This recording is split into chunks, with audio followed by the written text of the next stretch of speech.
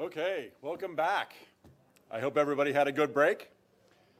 So we're going to continue with our morning discussion of some of the existing efforts and lessons learned on the EXPOSOME with two more of the consortia funded by the European Union.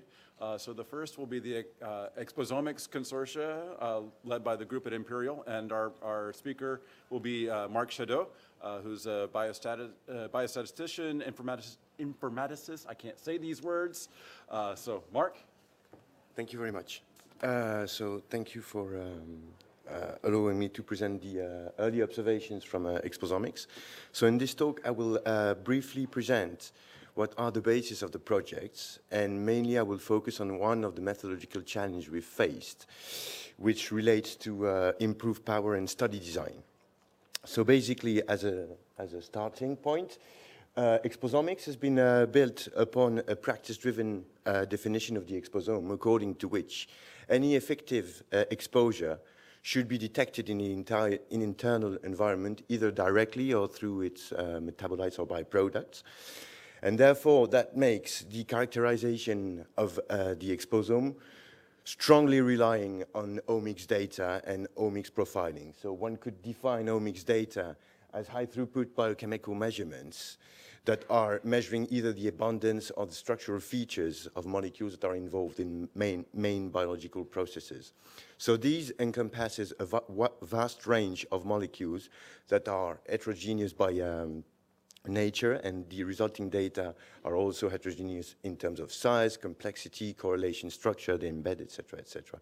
So these also comprise a wide range of supporting molecules from DNA, RNA, and proteins. With the down the chain, the metabonomics is also an omic platform that is also able to capture exogenous chemicals. So the advantage of putting this set of data is that it provides an agnostic view of the cellular activity and gives you an insight into main biological processes involved in the regulation of the cellular metabolism. So as such, omics biomarker hold good promises in identifying internal and effective responses to external stresses. So as you all know, when you're doing omics profiling, you're left with a situation where you have a big X matrix, which is usually composed of some observations N and many covariates P. So that N lower than P situation yields a situation where you have numerical problems and you cannot provide robust statistical inferences. So there's been three main approaches proposed to cope with this problem. The first one, which is very intuitive, is basically to look at each of these separate columns in P separately and correct for the fact that you're doing multiple tests. So that's the univariate approach. Then, as I said before, the X matrix embeds a strong correlation structure. So dimension reduction technique builds upon that correlation to draw and construct a summary that is as accurate as possible in a lower dimension. So basically, these are PLS and PCA type of approaches. And finally, the third family of approach basically builds upon the fact that among the P covariates here, only a few are relevant to your outcome. So this is what we call variable selection, which can be viewed as a cherry-picking exercise and identify which among the P covariates are the ones that are relevant to what I'm looking for. So these methods are well established, and within EXPOSoMICS, we've produced one review article, and jointly with Helix, another application review, which are now published. And we've also contributed to the field by developing a Bayesian variable selection approach. Right, now in terms of data, EXPOSoMICS compiles a very vast range of data, including refined exposure measurements. So we have monitored exposure through a backpack where people are in real time measuring, where we measure in real time individual exposures, and we also have refined modeled exposure for each of the individuals. And we focus on three main types of effects. So each type of effect corresponds a study design. So first, the acute effects that we assume are taking place within hours are usually studied by intervention studies. Then we also look into short-term effects, like a matter of days, where we use those backpacks for exposure monitoring. at several time points. And finally, we also look into long-term effects, where we basically use cohort studies and modeled exposure. In terms of omics data, in all the studies, we have generated adductomics data, transcriptomics data, and metabolomics data from mass spec. And in long-term studies, we also included proteomics, targeted proteomics, and methylation data. We target several age ranges, ranging from young childhood to adulthood. So at a glance, this is basically all the contributing cohort in the project. So as you see, there's a strong emphasis on air pollution, but we also include a water component in the project. Now, as I said, we're looking into complex and subtle effects of environmental exposure. So improve statistical power to detect these. Refined study designs are usually requested. So typically, we are using experimental studies that are, in our case, 3 studies. The first one, Piscina, which is focusing on disinfection by products, which is a simple pre-post intervention study, where basically participants are give a blood draw before and after a swim in a swimming pool. Then we also have a crossover design in Oxford Street study, which is a bit more complicated, where we have 60 participants working either in Hyde Park, which is a clean area in London, or a nearby location, which is with heavy traffic, Oxford Street. And for each of them, we take three blood draws at each walk, 1 before and 2 after. And these participants were carrying the famous backpack during their walk. So we end up with 2 exposure measurements for each participant. The third study is TAPAS, which took place in Spain, which is the similar type of design, but it includes at the third dimension physical activity. Specifically, each participant was placed twice in either a polluted or a cleaner area, and they were in both locations either resting or cycling. So for TAPAS, we've got 4 biosample and exposure measurements per participant. So across all these study designs, the common feature is that you've got several observations per participant. So how do you deal with multiple omics profile and multiple exposure measurements per participant? And what the main question you want to address when you deal with this data is whether you can identify trends in exposure leading to a systematic omic signal. So the naive approach to do this, so here say you've got 6 measurements per individual, is to assume that each of the measurements are independent, meaning that having 6 times 60 individuals is the same as having 360 observations, which is, of course, a very strong assumption and totally ignores the natural correlation within the individual and the correlation that you can see at different locations, for instance, or at different experimental conditions. So this inevitably results in a loss of power that could be accommodated and is usually accommodated by using mixed model. So basically what you do is that you assume that there is an intra-individual correlation that is specific to the individual and that is driving the correlation among your observations. But you can directly see that if the individual is not exposed, is not in the same condition, the fact that you assume that the correlation is the same across all conditions might not be relevant. So this is why we moved to a more flexible model called multivariate normal models, where we basically assume that for each condition and for each individual, the covariance varies.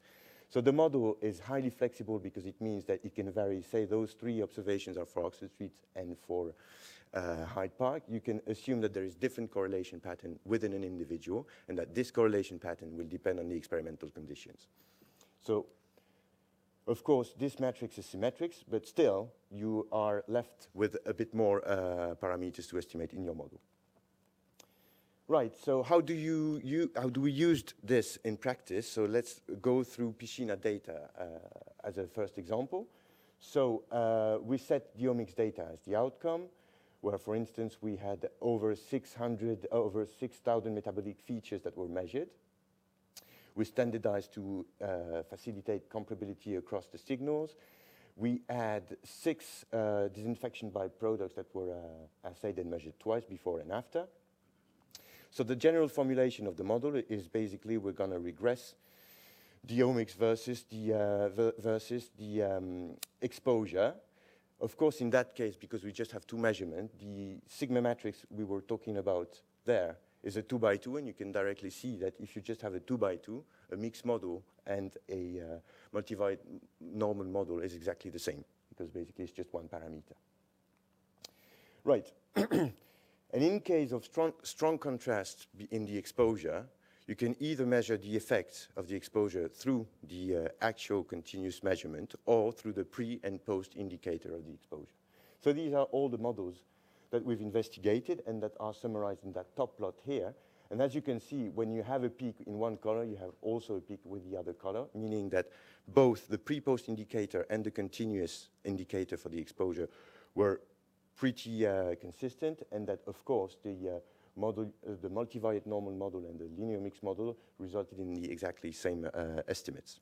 So from this, this is a summary of the number of significant signals we found in Piscina. So you can see that at a stringent Bonferroni significance level, we still identified quite a few associations, irrespective of the exposure. And in this Venn diagram here, you can see that there is a strong overlap, and that most of the bromoform-associated metabolites are found in at least one of the other exposures. So there's a strong overlap in the metabolic response to DBPs.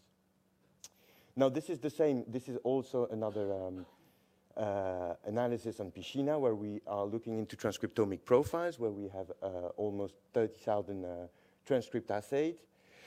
The use of transcriptomics requires an additional modeling step to account for nuisance variation that can be introduced during the technical processing of the samples. So this is how we did in a two-step strategy, where we first ran a linear mixed model and denoised the data by simply removing the random effect estimate from the native model. And these results that are currently, and the paper is in preparation, resulted in numerous association and many overlapping transcript across exposures.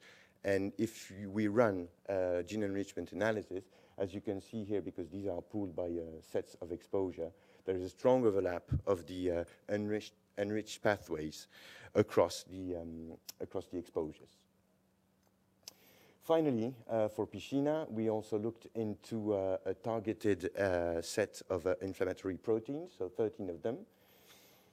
So this is work that has been carried out in Utrecht, and we found consistent association across all exposures, and including the sum of the exposure, which are summarized here.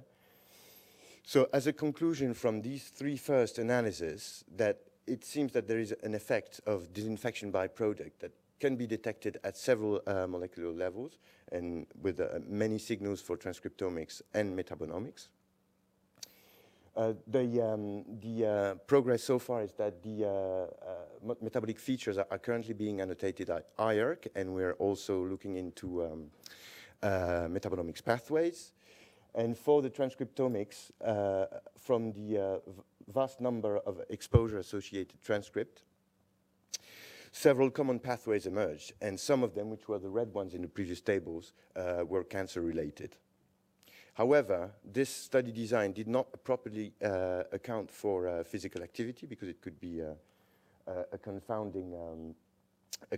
strong confounder of our findings. So what we did is to use TAPA study, which is including physical activity in the study design, to identify potential omics signals related to physical activity. So very simply, we ran our multivariate normal model on TAPAS using the physical activity as an indicator. And then we identified which were the metabonomics and transcriptomic signals that were associated to physical activity. So that was 40 transcripts and 20 metabolic features. Then if we just looked at a one-to-one comparison, there was no overlap in the transcripts, meaning that none of the exposure-associated transcripts we identified were also associated to physical activity. And there was just one metabolic feature that was common to both physical activity and our exposure. As a refined sensitivity analysis, we also run our analysis adjusting on the summary on the summary of the physical activity-related signals, and most of our conclusions remained unchanged. So this tends to yield reassuring conclusions about the validity of our findings. Now, we are also, and this is just ongoing work, trying to investigate the effect of mixtures. So to do this, we're actually implementing a PLS-based algorithm, whose aim is basically to identify multivariate molecular signatures that are specific to exposure mixtures. So the expected results of these analyses is to assess whether there is a protein exposure correlation pattern that is specific to a given exposure mixture, to check whether all exposure are affected in the same way are affecting in the same way protein level by inducing sparsity in X, and by inducing sparsity on Y. We are also trying to look into whether there is an homogeneous effect of exposure on proteins. So this approach is nice because it's a simple model, but it has limitation, mainly relating to the fact that the exposure changes between and after are strongly correlated, meaning although you have exposures that are not natively strongly correlated, the way they co-evolve before and after the experiment is highly correlated. And of course, this becomes a bit tricky and in terms of interpretation when you move to a higher dimensional context, such as metabolomics, for instance. Now, moving from Piscina, which was quite simple, to Oxford Street, which is a bit more complex design, where we have 2 locations, Hyde Park and Oxford Street, and 3 time points, which are before 2 hours and 24 hours after each walk. For each, we have 2 exposure measurements, and we also have modeled exposure. So the model parameterization only relies on defining which exposure corresponds to which time point. So we set for T0, which is before the walk, the average modeled exposure over 1 year before the walk. And we set for T1 and T2, the actual measured exposure. So the model formulation is basically trying to disentangle what are the effects of changes from the background exposure at the omics level, and those changes being induced by the walk. So you will see that setting T1 to T2, T1 and T2 to the measured exposure is actually accounting for a potential lagging effect. So it could be that an exposure does not have an effect within the 2 first hours, but it could kick in between 2 to 24 hours. So this is basically why we set the 2 last measurement exposures to the measured exposures. So this is a summary plot from the different EWASs that we've run. So this is for NO2, and this is presenting for the mass, the sine minus log 10 p-value, so it's the sine Manhattan plot if you want. And so basically, we identify at the Bonferroni level, which is the red dots, several features that were associated to a change that was induced by the experiment in NO2. So specifically, we've got 51 Bonferroni hits and a bit more than 450 FDR hits. So reassuringly, we can see that these signals cluster, meaning that when you have a red dot, you also have some blue dots, which tend to think that there is an actual signal around these masses. And what's also reassuring is that we not only find signals in the high-density masses, even in that region of the spectrum where you don't have a lot of masses assayed, you can find an association. Now, if we want to look at the overall results, so these are the number of features we observe for NO2, PM10, and PM2.5 for the metabolomics data. So as you can see, mainly hits for NO2, and for the transcriptomics data, we also find a larger number of associations for NO2, but still we find a reasonable number of associated features at the transcriptomic level.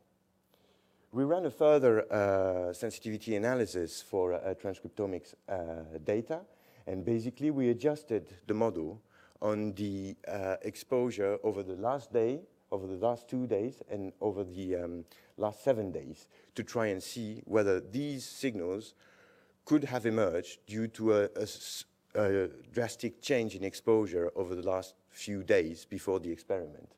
So you can see that, for instance, for NO2, the number drops from almost 1100 to 600. So it means that the 500 that we lose might be due not to the experimentally induced changes, but by natural changes in the exposure before the experiment took place.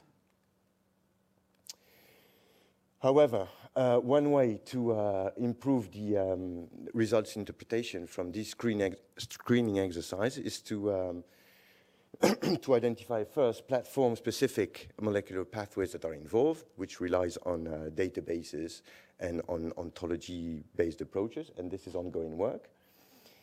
And of course, one work to be done to improve the reliability of our results is to make sure that the pathways we identify across platforms are consistent.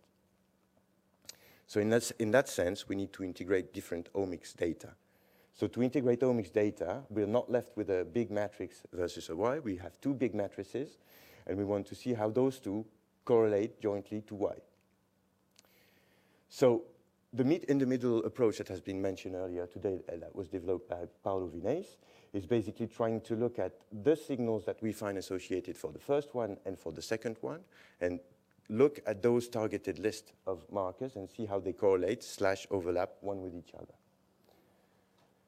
Now, if you want to move to a more high-resolution profiling for those two sets of data, one could adopt a two-step strategy, which is now established, where basically you regress your first omic data, say epigenetics data, against your outcome, and you end up with a list of candidates biomarkers that are associated to your Y.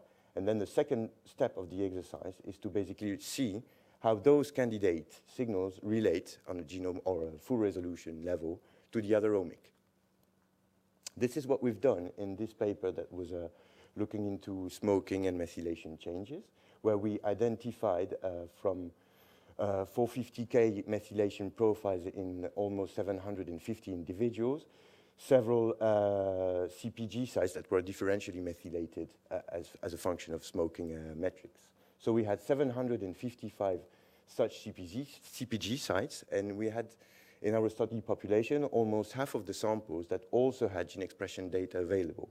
So we basically look at our 750 CpG sites and looked at how they correlated to all the transcript assayed in the gene expression profile. So this resulted in almost 7 million tests that we did, pairwise tests. And of these, we identified 6,000 significant pairs. Right. One striking result from this cross-omic exercise was that among the 7 million pairs we tested, and among the 6,000 significant ones, only 5 involved a CpG and a transcript that were relating to the same gene. So this is strongly suggesting that the correlation and the cross-methylation gene expression correlation do not respond to a simple law. So this is another example that has nothing to do with smoking. It's just one obesity related CpG site we identified from EPIC data. And we looked again at the correlation with the 20K transcript we also had available in almost 400 individuals. And you can see that you find some associations, but they are scattered all across the genome. And if you look, however, if you look at the correlation strength as a function of the genetic distance within the 17th chromosome here, you can see that there are still some hits that are far apart the transcript. So this is why we need to move to a full resolution integration approach. Now, there's additional complexity when you deal with complex study design when you try to integrate data. So this is a very simple example where we just looked here at the transcript we found associated to exposure in piscina, and here are the metabolites. So, and you can see that basically what you observe is that the heat map looks really different before and after the experiment. So it means that it's not only a matter of identifying correlation patterns, but it's, in the case of complex study design, to identify differential correlation patterns, meaning correlation that are changed by the experiments.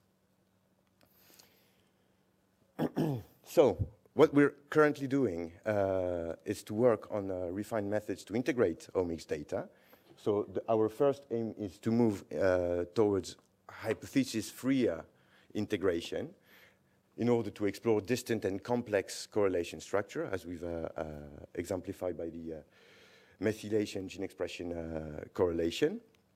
So to do this, we are looking into dimensionality reduction techniques and their latest developments, mainly PLS-based approaches, as well as variable selection approaches that are either penalized regression or Bayesian counterparts. Problem being that to ensure interpretability, what we usually do is to induce sparsity and to make sure that we've got as few signals as possible and as less redundant signal as possible, but that may not be enough in such a high-dimensional and complex setup. So this is where we need to include prior knowledge, and that could be done in many ways, and one way we're investigating currently is to use prior information to inform the model about potential groups. For instance, if you're doing some profiling on gene expression, you tell the model that it's going to select the variables. You should take those transcripts together because they belong to the same pathway or to the same genes. And then within these, you are sparse within these groups. So basically, you select the relevant groups, and within the groups, you select the relevant features. So that will help in an informed way to ensure sparsity. Then again, to look into complex designs like we had for the experimental study, we need to look into network models. So the principle of network models is to identify a relationship between hubs that are typically combinations or omic signals that play a role in the exposure effect mediation, and to identify those that are more related to the others that are usually described as hubs. Then once you have these hubs identified, you can look and seek for the shortest or the most likely path between those hubs, and this gives you an idea of potential pathway that could be involved in the effect mediation. And what's also very interesting in the latest development in a network modeling theory is that not only you can link nodes if they are correlated, but in differential networks, which is a supervised alternative to network models, you link those two nodes only if the correlation is different, say, between cases and controls. So therefore, you get a much clearer picture of what is the correlation patterns or the association patterns that differ between two conditions, which would exactly, precisely answer the question we were having about Piscina results. Now, further down the line, this is also a work we're actually starting now to explore potential exposure-triggered mechanisms. And to do this, instead of using, in addition of using existing data, we're trying to use the data to try and infer a preliminary structure that could give us some information about the mechanism. So typically what we're doing is to run sequential series of profiling exercises to identify biomarkers that could be ordered with respect to their distance to the exposure, meaning that you could find core biomarkers, then you could identify biomarkers that are only associated to core biomarkers but not directly associated to exposures, and so on and so forth. Topological investigation across those classes of biomarkers is also informing about potential mechanisms. And finally, a work that is just starting actually last week is the implementation of a compartmental model that we developed with Roule on lung cancer and smoking. And we're generalizing this to basically model the disease progression of CVD based on on exposure histories for NO2 and or NOx. And the idea behind this model, where you basically subdivide the individual state in terms of their health status, is to basically estimate the dynamic parameters that are best reconstructing the individual trajectories, i.e. the time it takes for someone to get diagnosed, and also accounts for exposure histories. Now, I thank you very much for your attention, and I list here all the people that contributed to the results I've shown, and also I want to thank all EXPOSoMICS partners and all Helix partners with whom we've collaborated a lot to get these first results out. Thank you.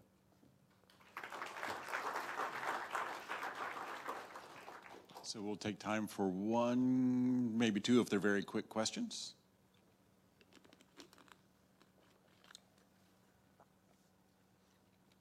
So on your pathway analysis, how much are you basing that on prior knowledge of pathway structures, and how are you integrating the multiple analyses onto prior, or are you doing just de novo correlation matrix to create new pathway information?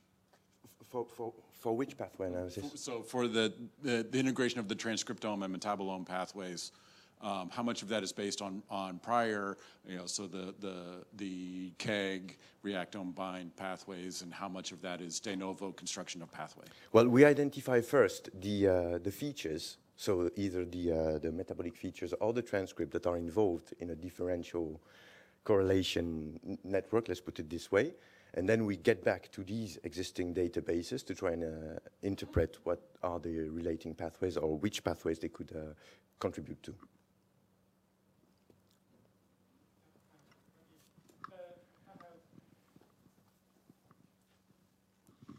I would like to a comment, because we have meta questions.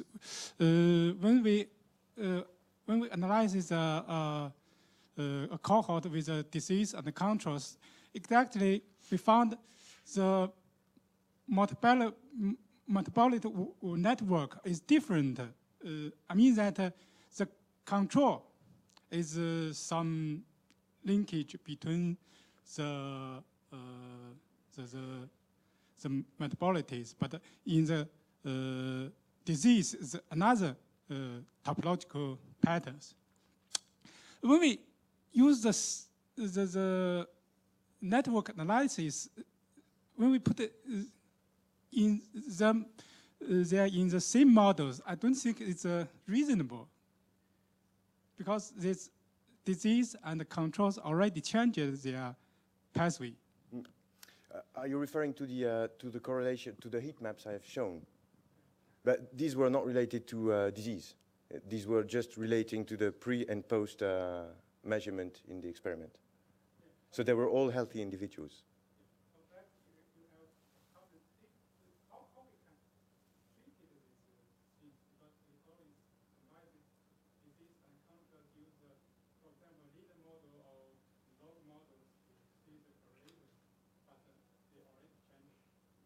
Yeah, but there we're not modeling the fact it's a case or a control, right? It's sorry if it was misleading. Thanks.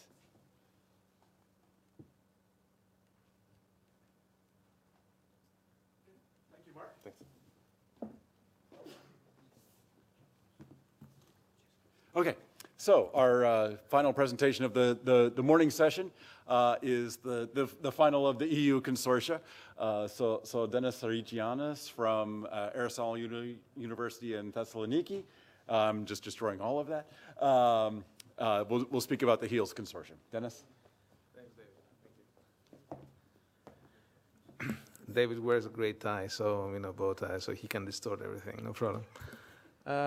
Okay, so we'll talk about HEALS. That's the third European project. It has been funded third in the line of sort of sequence for the exposome. HEALS is somewhat different than Helix and EXPOSoMICS in the sense that they were funded. The first two were funded actually in order to explore, find ways to create the exposome, really, and I think they're doing an excellent job in doing that.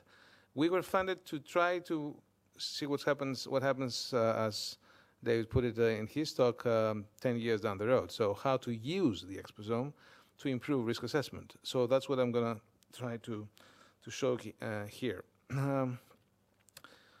He's seen that before, and he got scared.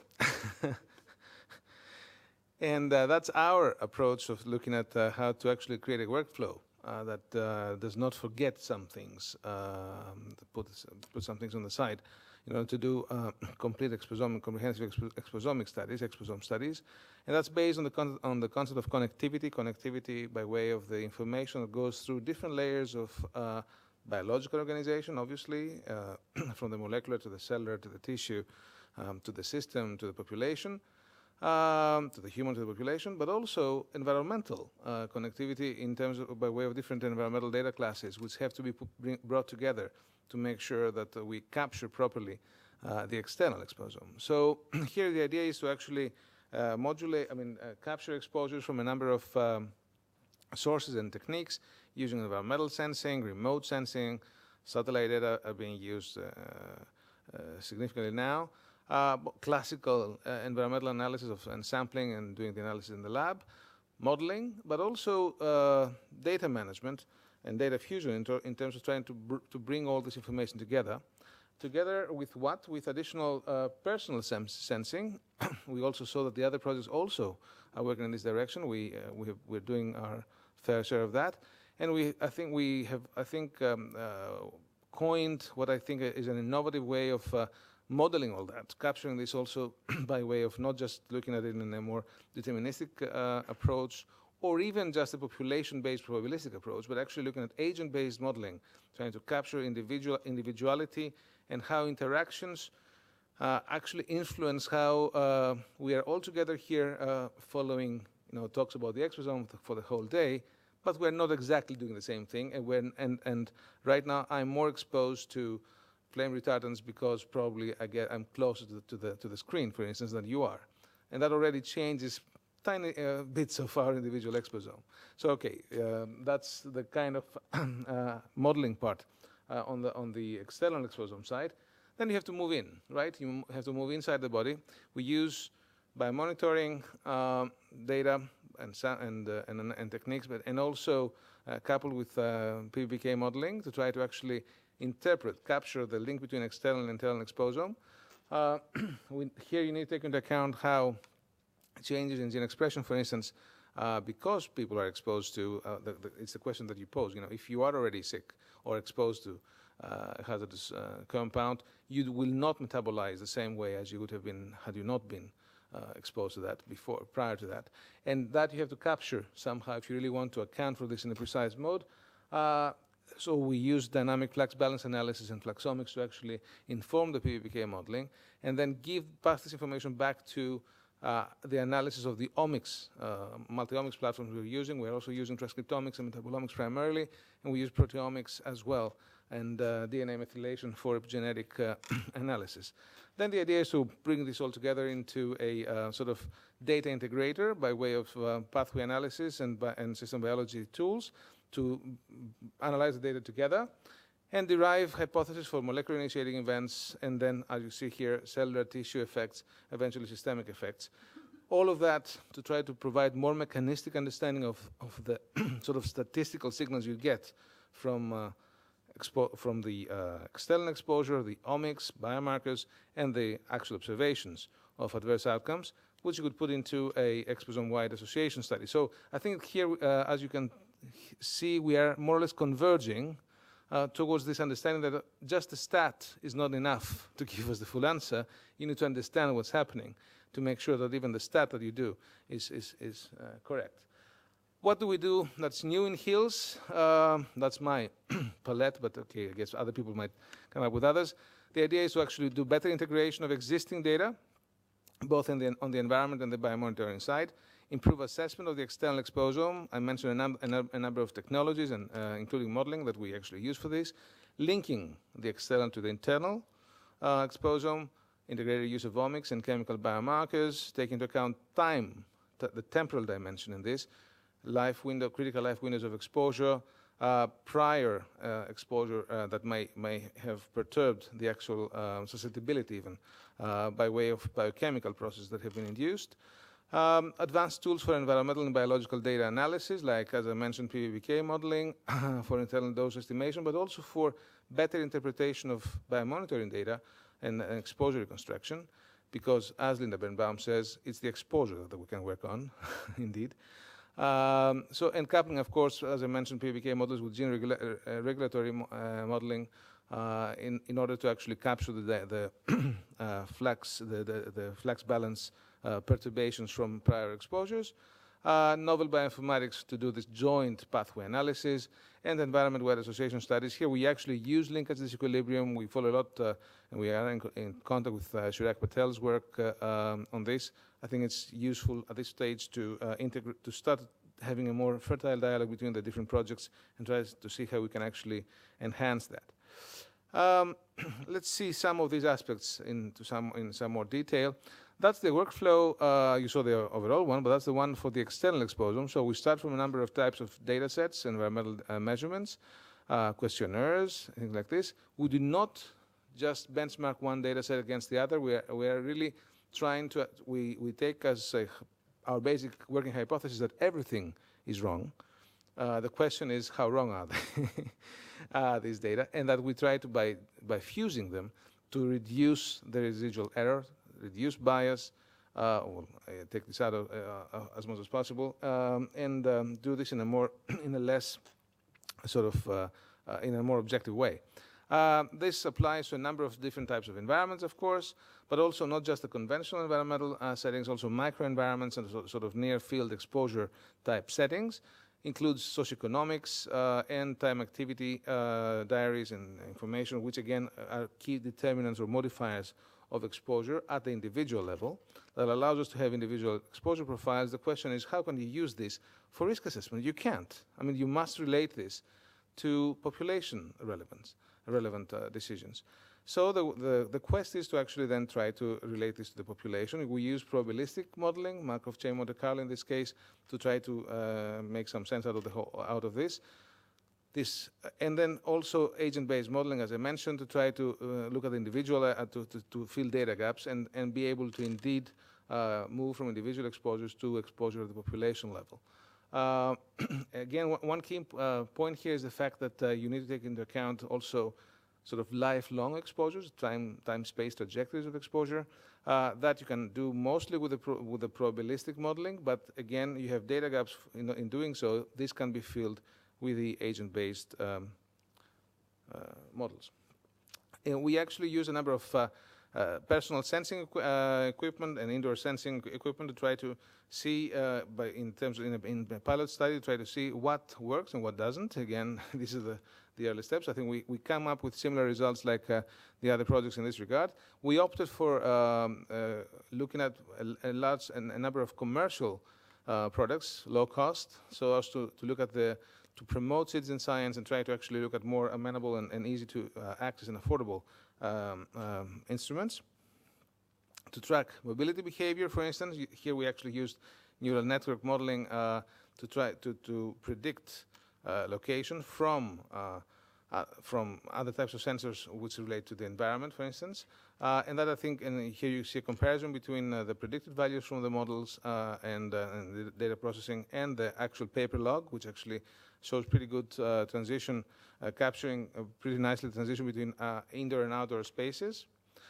And all that information can be used to come up with more refined, granular personal exposure assessment, looking at, of course, you need some additional information like infrastructure in the city, land use, buildings, road network, whatnot, population data, where people are. This is the agent-based model for the city of Thessaloniki, actually. I just presented in another session. As you see, we're distinguishing different types of activities, different types of locations and land uses, which again, and you see this is the classic, this is running over 24 hours. It shows what people would do and where they are in terms of population subgroups in the city. You can use this information to derive individual, or if you want characteristic subgroup trajectories in space and time.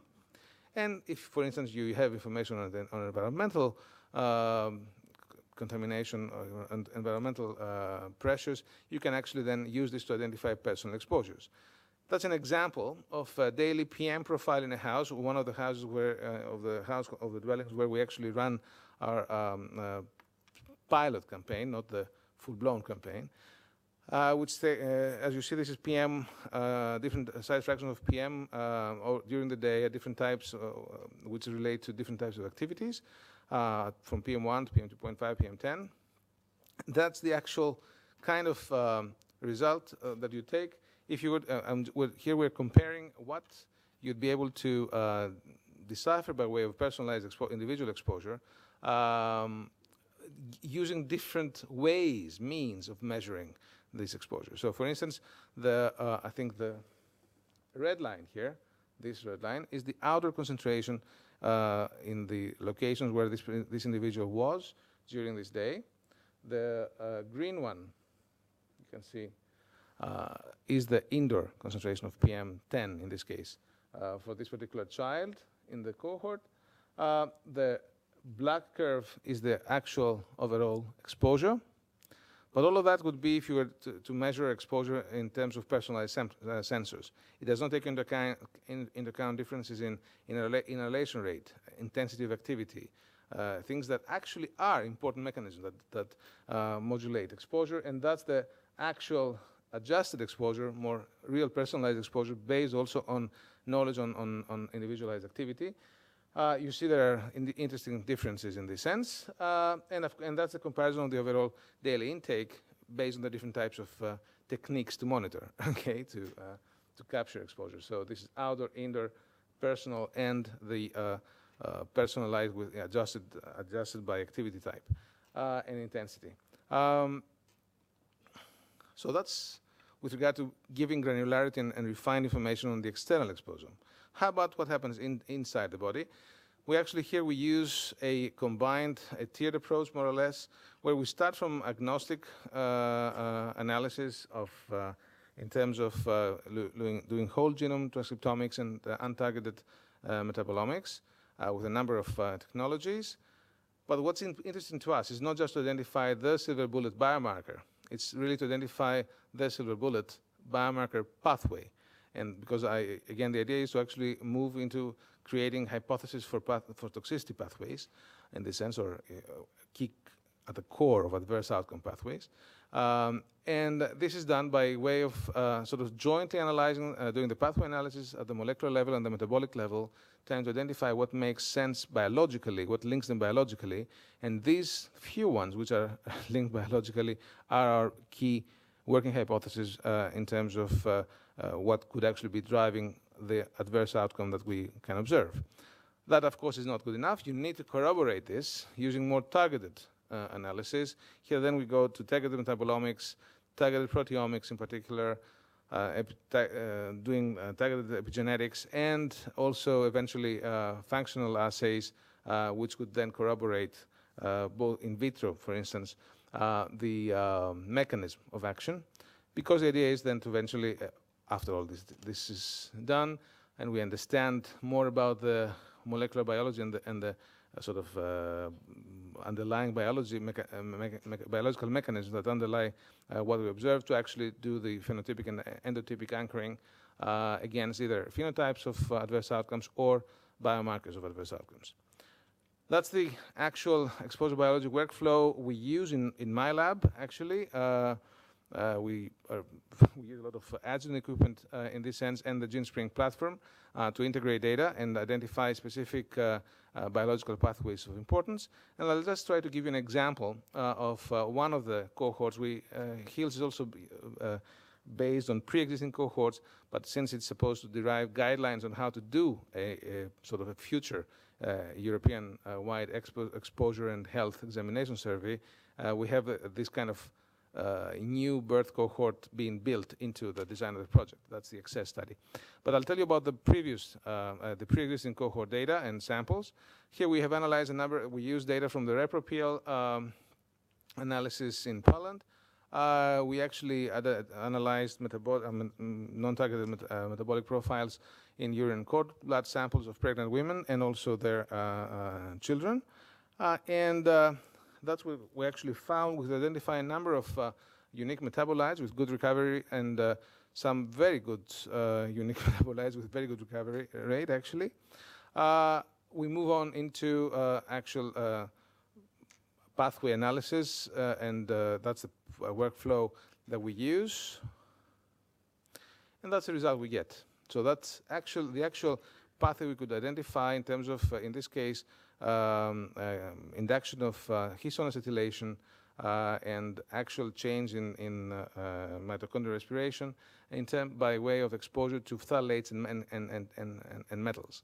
And I think that's a very interesting result because in this cohort, they have actually seen neurodevelopmental disorders, impairment in the children at the age of 3. We're right now reanalyzing the new samples from the kids who were measured now at the age of 8. So that's a nice sort of at least 2-time point kind of assessment.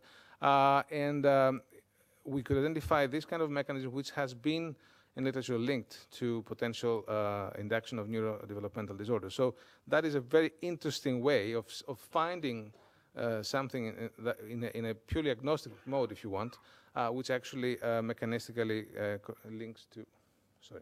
links to clinical outcomes. So our results in this case, again, show that the prenatal exposure to phthalates and also metals is inversely associated with child motor development. We actually think that it is more the, so that's important. So here we actually look at the alterations in urine metabolites related to the TCA cycle, suggesting impaired, as I mentioned, mitochondrial respiration. And most significant perturbed metabolic pathways include the carbohydrate, amino acid, lipid, and purine metabolism.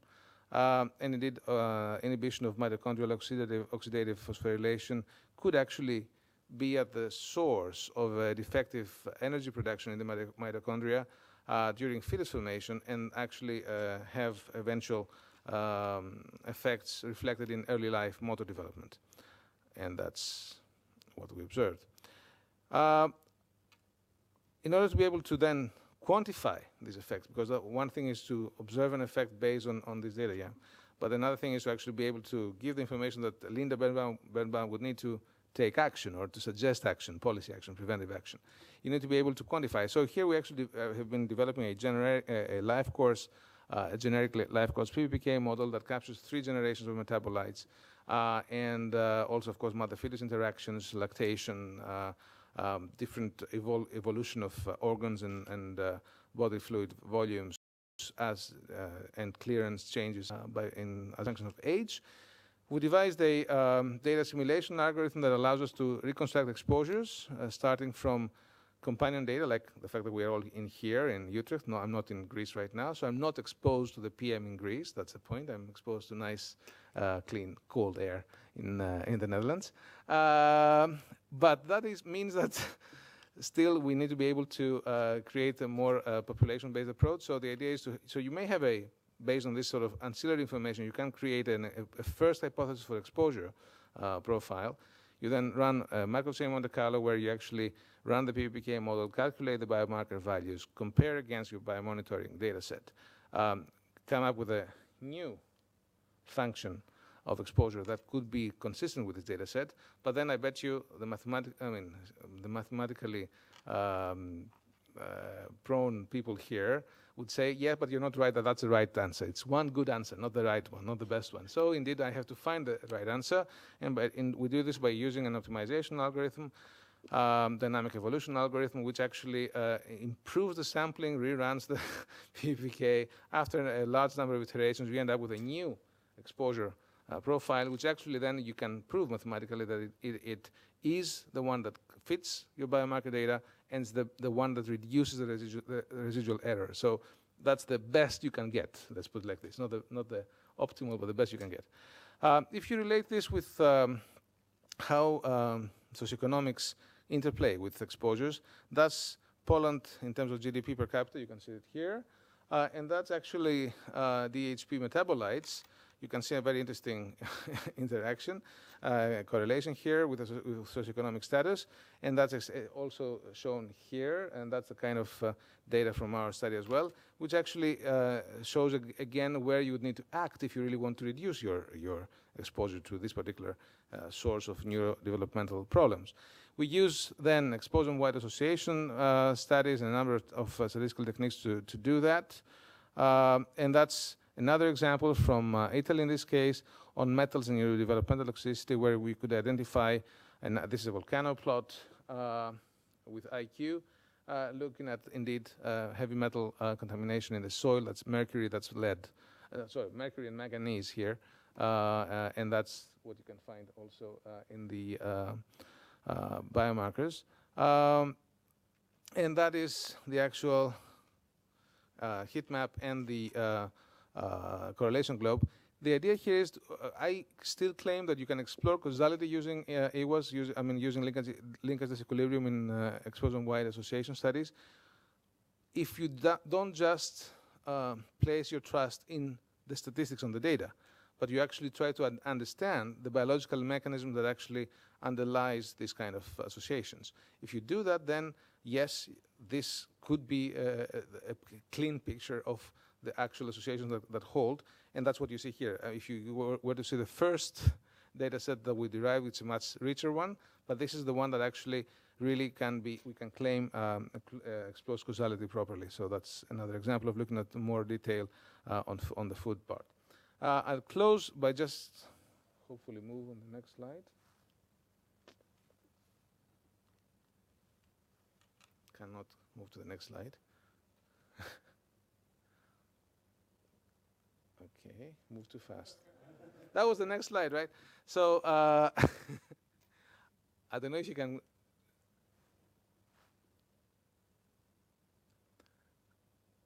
Anyway, what we are doing now is, on the one hand, going on with a further analysis of pre-existing cohorts, as I showed, but also starting. We have already started in Germany. We're moving into France. We're starting in Greece, Poland, other countries, 10 countries in Europe, of the EXPOS campaign. That's the European Exposure and Health Examination, which, as you see, looks at a number of factors of health stresses in the environment, in the indoor environment. That's a birth cohort looking at mother, father, child, with an oversampling on twins, because we really would like to get some more detailed information that could be important for epigenetic analysis, and actually combining, as I said, objective assessment and sort of questionnaire kind of analysis in this data fusion mode. So that's my conclusive slide, David. I believe, really, I'm a fervent believer that exposome science can overhaul the current paradigm in environmental health in terms of risk assessment, but this requires a combination of high-dimensional biology, system science, integration using big data analytics and bioinformatics. This sort of biological connectivity, I think, is the key concept here, to try to understand that the signals that go through different levels of biological organization, how they pass from the one to the other, and how they interrelate with the external exposome, if you want. Take into account life course issues, of course. PBPK modeling, system biology modeling, could be a very interesting mathematically connecting layer for doing this, and actually be able to elucidate toxicity pathways and assign causal association between environmental stresses and health. The whole point is to go towards what I called precise prevention in the NHS workshop last year. At some point, I think Gary Miller in the summer school on the exposome he organized last summer in Emory, he said, okay, precise prevention is nice, but I am in a public health school, and the basic premise of public health is we prevent the population. We don't just look at individuals. Correct, I'm not saying no, but I'm saying we can be more cost effective about capturing the fact that the difference between allergenicity to ozone or to PM may make a difference at the individual level. If the person knows, then they can actually self-regulate themselves. So it's important to give information out. It's important to try to understand how this affects public health policy for the population at large, of course, but it's important for the people to know, and also, I must say, to their physician to know this predisposition, because then even treatment can be more, and diagnosis can be more precise.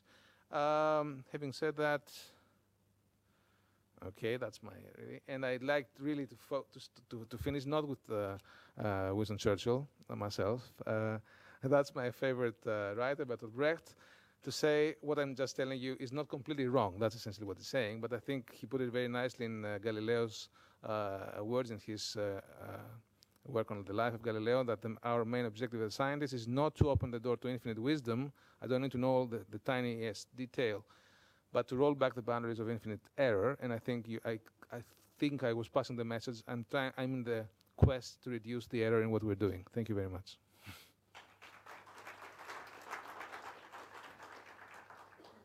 Questions? Everybody's hungry. They want to go to There's a choice between food and questions, and it's.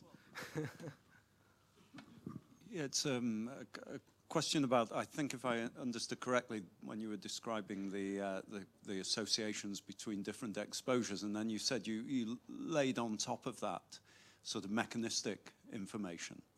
and that cleaned up the picture somewhat. Right. But at the same time, occasionally you must see some unexpected associations. Yes. So I'm just wondering what balance you think we need to strike between searching for new biological pathways linked to certain exposures which might pop up from that initial analysis versus cleaning up the picture by taking prior knowledge about mechanisms. Do you think there's some way to resolve this, perhaps to decide which potential biological effects to pursue versus where to just apply prior knowledge? It's a great question, actually. I think it is a two-way street, this one. Again, what I find that's really exciting in the exposome research in this sense is not just to find the underlying biological basis on what we understand and what we know, or what others have clinically observed, but actually to understand mechanistically the nodes in the networks, metabolic, molecular, gene regulation, that link different outcomes. So, for instance, endocrine disruption and obesity and type 2 diabetes and neurodevelopmental problems have, if you do the molecular, the system biology of this, very interesting common nodes. And I think that is where actually the real essence of this science will actually bear fruit, because it will allow us to understand eventually how can I intervene in terms of affecting the exposures that would actually go to one branch or the other branch and actually then be able to protect properly.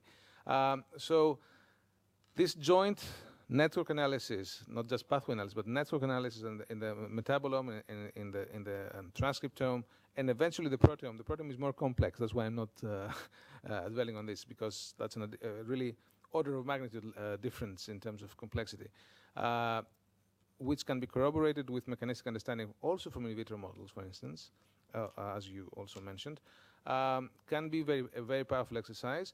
The EWAS approach based on the observational data is informative in this sense, but there's obviously, in my view, I call it a knitting pattern, where you go from the one side and the other and try to create the actual pattern that holds. And I think that is what we're trying to do here. In this case, it worked. I agree that it's a question of really repeating this analysis in other applications, other case studies, and try to see where you really, how you create a real knitting process, not just to find the pattern. Thank you, Dennis. And I would like to thank, again, all of our speakers in the morning. This concludes our overview presentations, and we'll return this afternoon for a little bit of a deeper dive into some of the fundamental issues of the exposome, and some concluding discussion involving you and ideas on kind of next steps as we try to move the exposome from concept to practice. So enjoy your lunch, and we'll be back in here later this afternoon. Thank you.